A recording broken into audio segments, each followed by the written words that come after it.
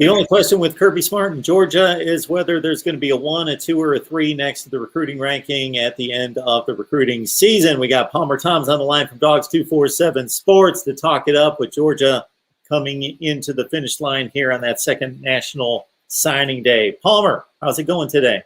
I'm doing well, Mark. Appreciate you having me on. It's been a busy day, and want to give a plug for your next guest, Jake Evans. I don't know if you knew this or not, but he and I played high school football together, so I'll be sticking around to hear that one out. I had no idea until I saw your tweet come out, and then I went back to the Twitter page and saw your football team from the high school days back in Nashville. Yes, sir. Nice. So what position did you play? What did Jake play? Jake played tight end. I played on the offensive line. Okay. Not too great of a player over here. That's why that's why I stick to covering recruiting and covering the sport. Good stuff, as we all have, as just about 99.9% of us had to. We love sports, but we had to go this route eventually. All right, one guy who has a pretty bright future, regardless of whether it was going to be in a different shade of red, crimson, etc., would be Terrion Arnold, second or third rated safety, depending on your service. 247 Sports, number 2 safety, 25th rated player in the country, top 6 player in the state of Florida. Unfortunately, chose to play for Alabama. Yeah, it's going to hurt Georgia fans to see this one, especially if the two teams end up meeting here in the near future and they see him lining up in that darker shade of red. Especially given the fact that you look at what Georgia lost this offseason, and where their biggest gaps are. It's in the secondary, and they lose 3 guys at cornerback: Eric Stokes, Tyson Campbell, DJ Daniel. They lose 2 stars in Mark Webb's the NFL, Tyreek Stevenson to transfer, and then they lose Richard LeCount at safety, Arnold's position. He's really a guy that can play all over the field. So, he could have helped fill any of those gaps that Georgia have entering this offseason. So, definitely a big loss for Georgia there. They don't add anything on this new signing day, or I guess this February signing day. Not new, it's really the old, but it feels like it's the lesser of the two now, given the fact that December is so prominent with these guys.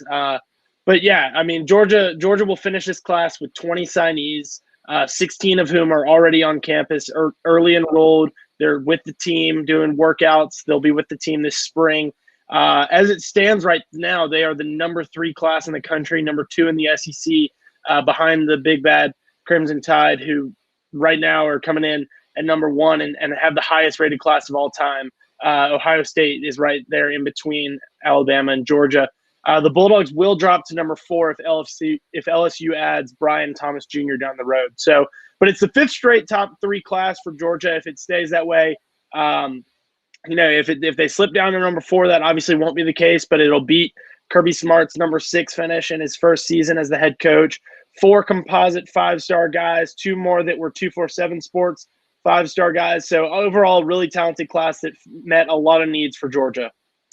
All right, folks, we're talking Georgia football for the next 15, 20, 25 minutes with Palmer Thoms from Dogs 247 Sports. So jump in the live chat, leave us your comments, your questions as we run down the 21 and 22 classes.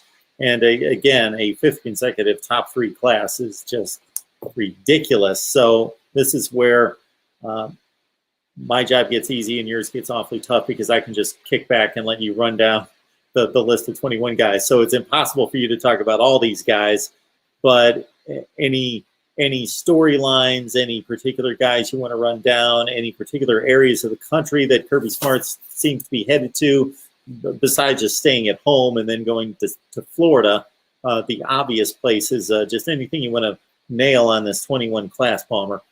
Yeah, I will go back to him sticking at home. And that's kind of the theme of this whole recruiting cycle, is the fact that these guys weren't able to get out on the road. They had to stay at home, and they were recruiting from their offices, doing things virtually.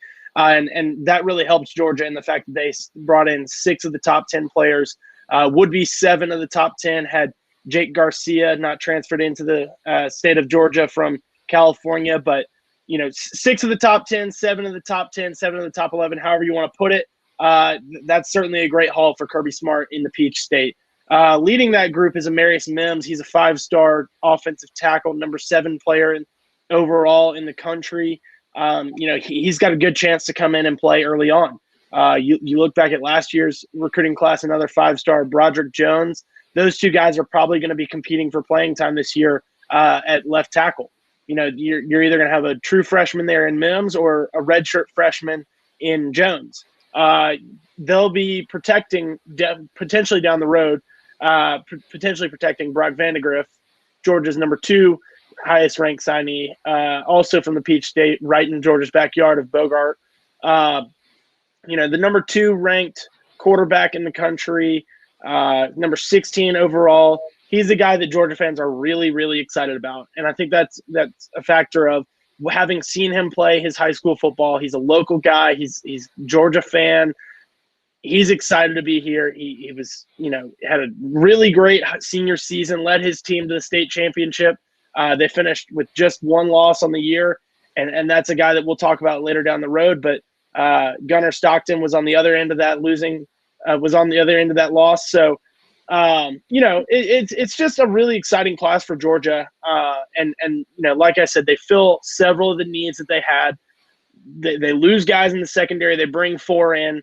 They get a quarterback. They get a running back. They get 2 wide receivers, tight end, 4 offensive linemen, 3 defensive linemen, 4 linebackers. They lose some guys at outside linebacker. They lose 1 at inside linebacker. They bring those 4 guys in to fill those spots. So, overall, like I said, this is a class that's going to fill a lot of needs for Georgia, and it's a talented group of guys that will be seeing the field sooner or later. So, Mr. HD, you may want to check your facts. Go back to Mark Richt's time there at Georgia. You will see that he significantly upgraded the program from post Vince Dooley to a lot of 7 and 5 type teams to what he was able to accomplish. But Kirby Smart has upgraded it since then. There's no question about that. Look at the recruiting rankings and then throw out the one transition year, Kirby Smart's first year there in 2016, and look at 17, 18, 19, and 20 versus Mark Richt. And yeah, is it comparable? To a certain extent, but there's no question Kirby Smart has upgraded.